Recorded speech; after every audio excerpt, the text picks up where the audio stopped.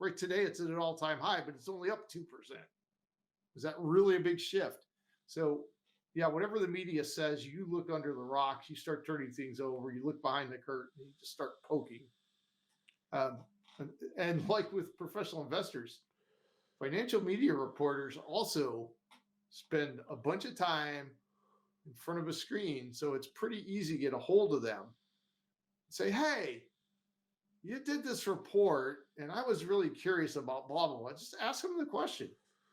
So ask questions. And where to Definitely ask questions. And always ask yourself, am I emotional about this? I ask myself that question with every potential investment. Am I emotional about this? If the answer is yes, in my case, I put a yellow flag on that particular folder and I say, I need to come back to this in a day or 3 when I've tried to get some less emotional thinking. Those emotions can come from a lot of sources. Most of us are passionate about some cause that we really are in love with, and we think the rest of the world should be just as passionate. That's not a good factor in deciding if an investment is going to make money for us. So try to separate your emotions as much as you can.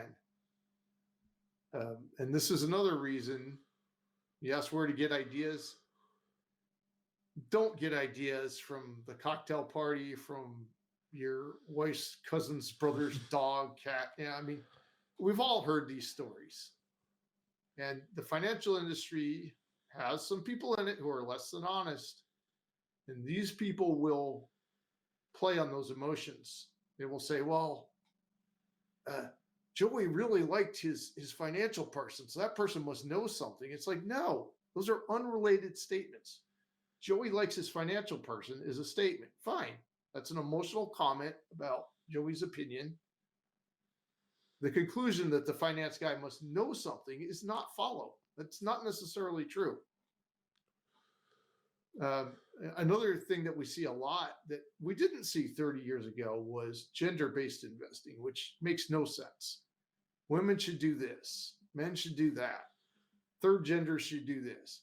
Like, no. Your investing should always be based on your goals. What do you want that money to be able to do for you? And at what time period do you want to use it? That's the foundation. So how do you do that? Because everybody says do this, do that. How do you do it? Like, how do you actually sit down and make a plan so you can go in and pick the right investments? Actually doing it right now for myself. We're transitioning to a new phase. My wife and I are transitioning to a new phase at our advanced stage. It's like, okay, I want to be able to pay for my medical insurance.